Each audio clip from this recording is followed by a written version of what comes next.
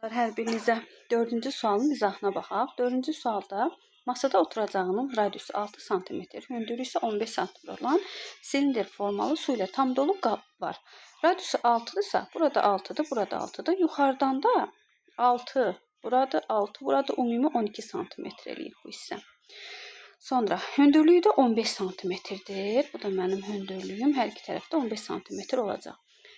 Sonra deyir, qabı masa ilə 180 dərəcəli buzaq əmlə gətirənədək yox, şəkildə qeyd olunduğu kimi 45 dərəcəli buzaq əmlə gətirənədək əydikdə deyir. Bu elə bil ki masadır. Masa ilə 45 dərəcəli buzaq əmlə gətirir. Mən bunu əyəndə bu hissə buna paralel bir hissə də olacaq da. Ona görə olacaq ki, bu suyu biz bunu 45 dərəcə əydikdə bu hissəm də eyni bu şəklə bu hissəyə paralel olacaq. Bura 45-dirsə, alıram ki, burada 45 dərəcədir. 45-dirsə, bu hissəm 90 dərəcə olacaq. Nəyə görə? Bax, buradan bu suyu tökmüşəmmi? Həmin o Z olan ifadəyə görə görürəm ki, bu hissəm də 90-dır. Bura 45-dirsə, avtomatik burada olacaq 45 dərəcə. 45-45 bir dənə burada bərabər yanlı düzbucaqlı üçbucaq alınır. Bərabər yanlı düzbucaqlı üçbucaq olduğuna görə bu hissəmdə 12 olacaq. Çünki bir katetim 12-dirsə, digəri də 12 olacaq. Hündürlük 15 olduğuna görə bu balaca hissəyə də 3 qalacaq. Elə bil ki, suyu tökdükdən sonra bir dənə rəngi dəyişək. Bu hissədə su ilə doludur. Suyu boşaldıram. İndi məndən nəyi soruşur? Deyir ki, bir qədər su tökdükdən sonra qabda neçə litr su qalar? Yəni, bu qabın içində bu hissədə nə qədər su var? Onu soruşur. Əvvəlcə istəyirəm, buradan bir dənə də paralel. Bunları qoy silək. Bir dənə paralel. O da fərqli rənglə istəyirəm göstərim. Bax, belə bir xətt çəkirəm.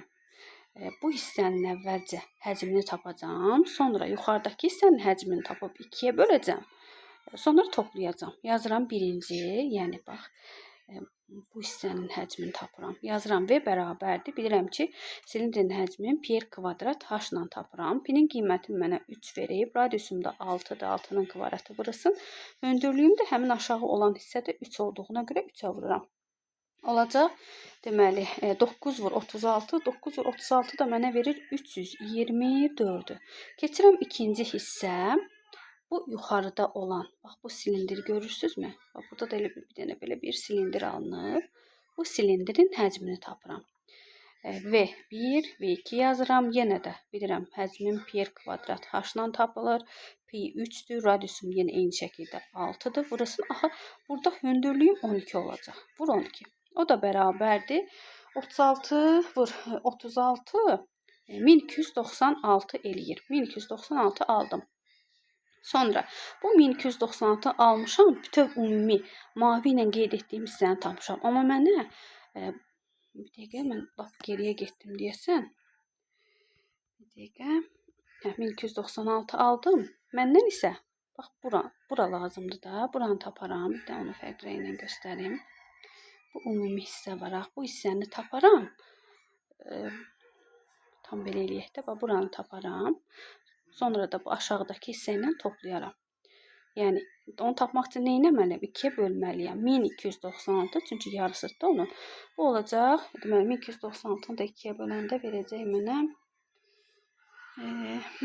648 eləməlidir. 648.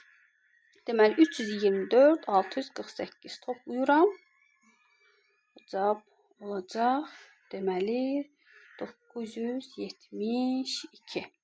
972 santimetrin kubu aldım. Amma mənə burada litrlə verib. Litrdə 1 santimetrin kubunu litrə çevirmək istəyirəmsə, elə bil ki, onu 1000-ə böləcəm də. 0,00, daha doğrusu vuracam 0,01-ə. Bir dəqiqə düz yazdım. 1000-ə bölürəm, bəli.